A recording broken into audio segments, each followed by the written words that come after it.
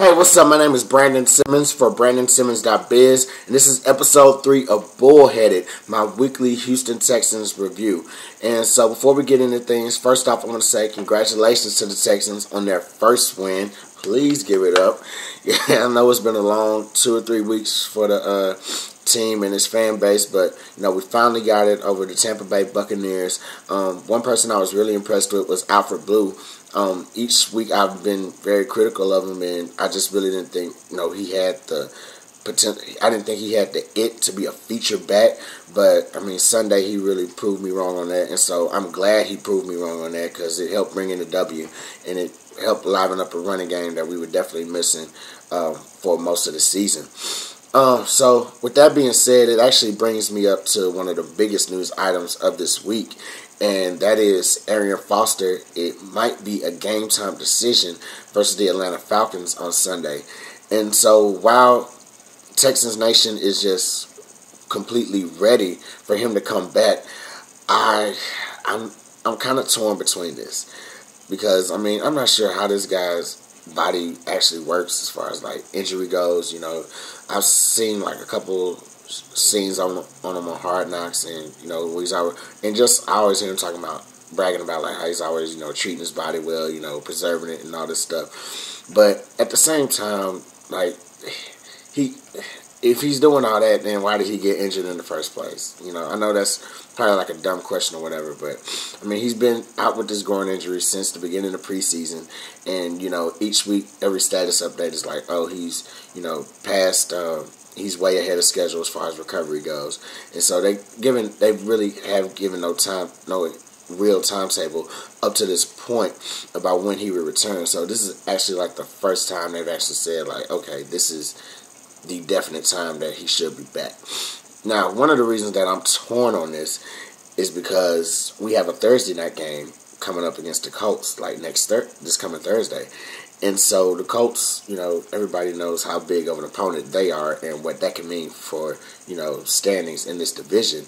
So I don't want to see anything happen to Foster on Sunday, and it could possibly put him out, for this Colts game and any game after that.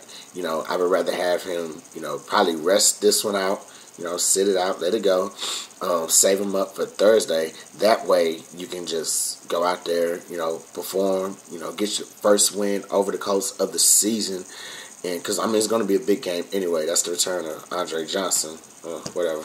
So, but, I really want to see him, just do damage against the Colts and get this W over them early in the season while they're having their struggles now. Because, there's reports saying that Andrew Luck, might not even be suited up for Sunday. So I definitely want to just jump on them, while we got the chance. With that being said, let's preview the game this week. Texans take on the Atlanta Falcons on the road, and it's going to be a little bit tougher than the Tampa Bay Buccaneers. Essentially, Atlanta has improved. They got a new head coach, Dan Quinn. Brought in, I think he's a, defensive specialist. I believe he used to coach the defense that was in the I believe he used to coach the Seattle Seahawks defense. Well, now he's brought all of that magic over to the Atlanta Falcons, and it's kind of helped them out a little bit more. Their defense has improved. It has helped launch them to a 3-0 record this season. Last week they gave up a ton of points to the Dallas Cowboys. I think just about 28 points that they gave up, and that was the Cowboys not having Tony Romo back there, no Dez Bryant, and Brandon Whedon at quarterback. And, I've seen that game a couple of times, and it looked like, that the Cowboys O-line was just doing damage on them. And that's probably what prompted the 28 points through the running game and everything. But, they're coming in. They're coming home. We're going on the road over there in Atlanta. And so definitely it's going to be a lot more tougher matchup than, what it's already panning out to be. One of the key things that is drastically different other than the defense is the receiving corps. In case you didn't know, Roddy White has not had a catch in the last 2 games. And anybody that plays fantasy football knows that Roddy White is he's a factor, definitely. So to hear that he hasn't had a catch in the last 2 games, and on top of that, he's been bumped down, to, I guess, third option or third wide receiver. The guy that's ahead of him, Leonard Hankerson, he's not a bad guy as far as on the field. He has 11 catches for 138 yards so far and a touchdown on the season. So, he's putting some type of numbers in. And granted, it's only early in the season. So, still the primary threat is Julio Jones. And so, I think being that he's the number one guy at the moment, the Texans secondary might have a little bit of a load lifted off of them on paper. However, they're still gonna have to deal with the possibility of Roddy White making his emergence back into the game. So definitely, I would just try to like mix coverages up, something, just probably keep a safety back there at least, because Julio Jones, he is a deep threat. Roddy White, I see him more as a possession receiver, but I think he can also definitely be a deep threat as well. So definitely, the Texans need to, just tighten up their secondary a little bit. Excuse me, allergies killing me. But yeah, definitely they need to tighten up the secondary a little bit.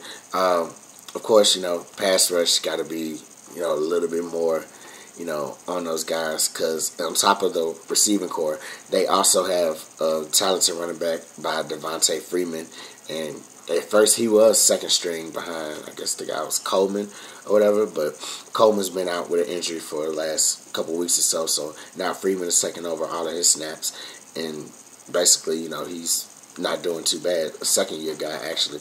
So, definitely pass rush, and definitely our front seven is going to have to, step up and take care of that. As far as our offense goes, if Foster plays, it's going to definitely be a big help. It'll take the pressure off of Ryan Mallett, who didn't play a bad game last week. He's just still, you can tell that he's still like slowly kind of coming around in the offense, slowly kind of learning it. And so even at the Carolina game, you saw little flashes of improvement. In the Tampa Bay game, you saw flashes of improvement. I really love the no huddle offense that they got going on. I think that's working real effective. So I think if they do that probably throughout the game, you can't do it, the whole game, because, teams will catch on and somehow they will adjust to it. So I think if they just do that, like, different points of the game, then they should be good on offense. Dwayne Brown is supposed to be coming back also. I don't think he's a game time decision. I think it's definite. I think they said it was definite that he was coming back. So that'll be a big help on our O-line, getting our O-line back at full strength.